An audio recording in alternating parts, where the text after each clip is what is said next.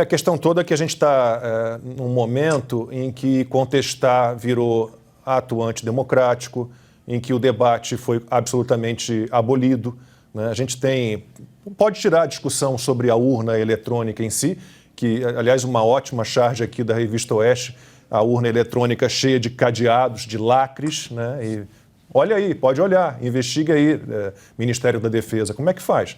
Né? Então você tem as dúvidas, claro, sobre as urnas, você tem as dúvidas sobre o sistema de totalização. Agora, consta, recebi um vídeo essa semana, uma simples compilação de manchetes de jornais, de portais de notícias, com decisões do TSE ao longo de toda a campanha contrárias ao presidente Bolsonaro e favoráveis ao Lula.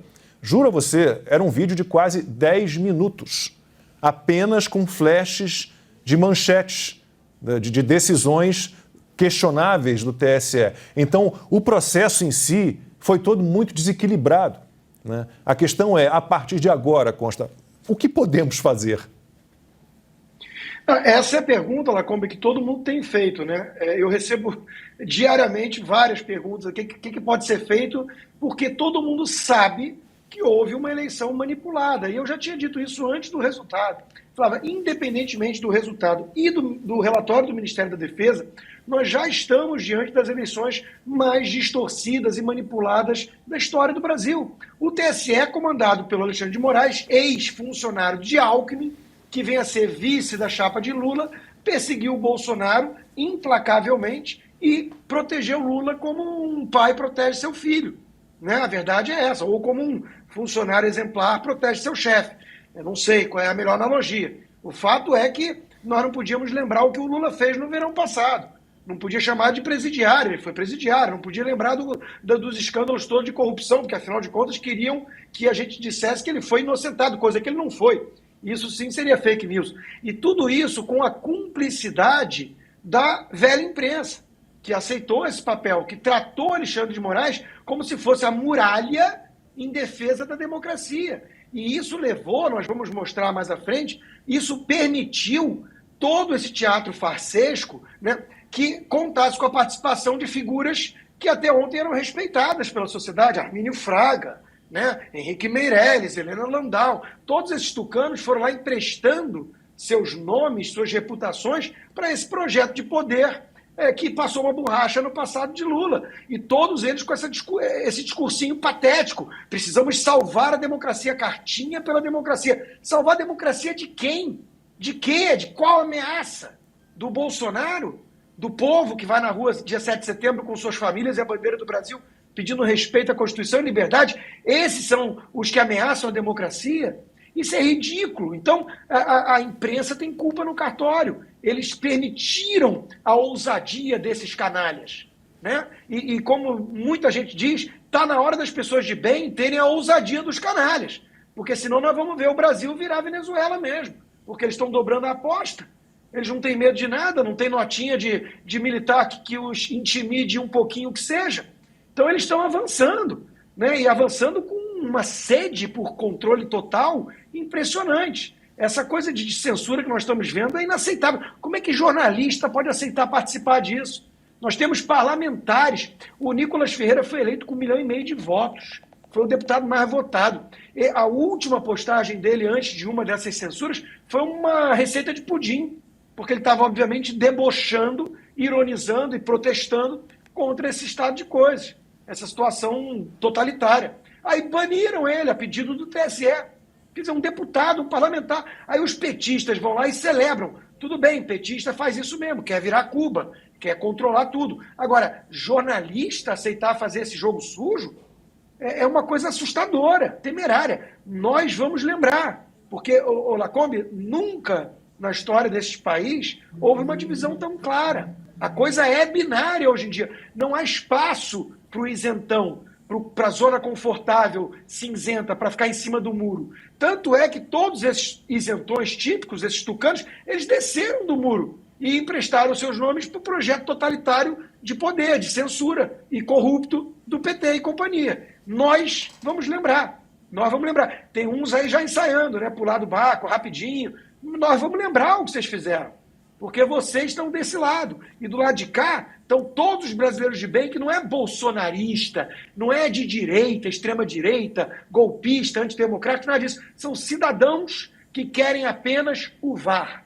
Nós não gostamos do teatrinho que vocês montaram. Nós não estamos achando graça. Até porque nesse circo, a gente sabe que o palhaço somos nós.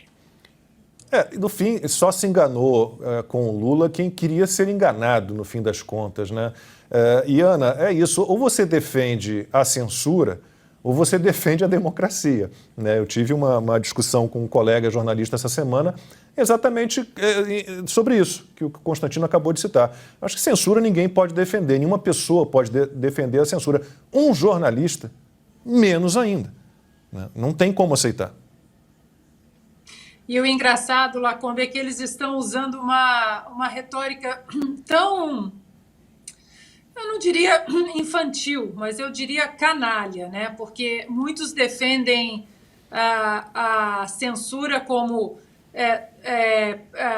proibir fake news não é censura, né? Frear fake news não é censura.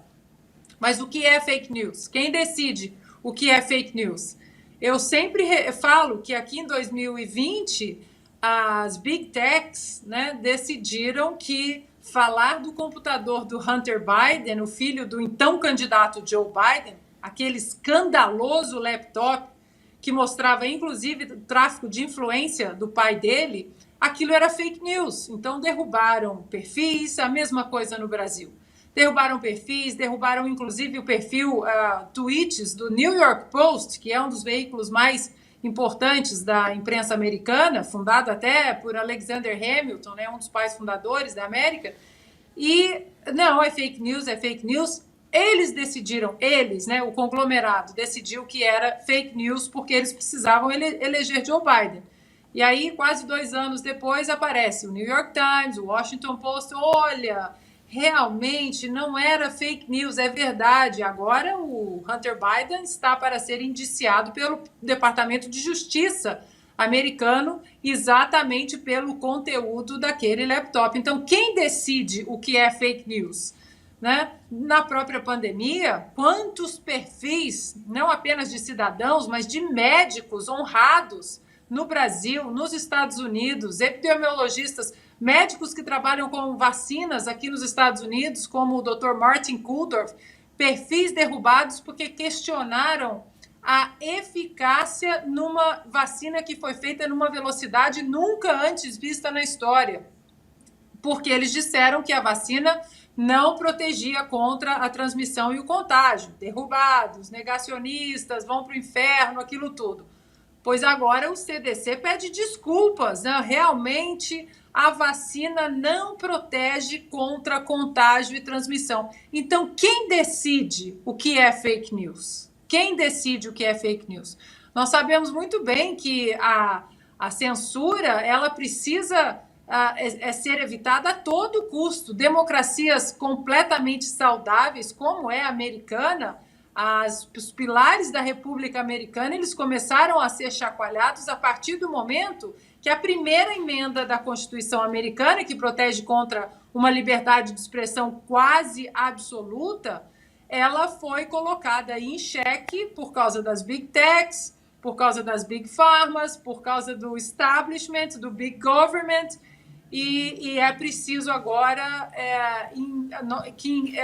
emplacarmos de volta a liberdade de expressão na sua totalidade, porque é exatamente isso que combate fake news. A liberdade de expressão que vai combater fake news, e não a censura, como muitos querem colocar. Agora, um ponto que o Constantino trouxe e que é preciso sempre falarmos agora é exatamente dos isentões, daqueles que ficaram em cima do muro, que ficaram com um certo nojinho do bolsonarismo. Porque foi o Alan dos Santos que foi preso, então ele é um blogueiro bolsonarista, eu não vou sujar minhas mãozinhas. É o deputado Daniel Silveira, que é bolsonarista. Foi uma inconstitucionalidade? Foi. Uma prisão de ofício ilegal? Foi. Mas ele é bolsonarista. E aí agora o carro da censura está passando em cima de todo mundo e vai chegar em todo mundo, Lacombe. e nós seremos um disco arranhado, sim, como o Constantino muito bem trouxe. Lembrar quem, até economista aí, que trabalhou e fez de tudo para que o impeachment da Dilma Rousseff acontecesse, enaltecendo reforma trabalhista na época do Michel Temer, desembarcou totalmente do liberalismo econômico por causa do nojinho ao presidente Bolsonaro, esqueceu que o Paulo Guedes, que estava à frente de uma pasta extremamente técnica, e agora, duas semanas depois de Lula ser coroado aí na eleição da impunidade, vão descer do cavalo? Não, nós vamos repetir o nome de todos eles e seremos um disco arranhado, porque isso tudo que aconteceu na eleição mais imunda da nossa história aconteceu também por causa do silêncio dessa gente.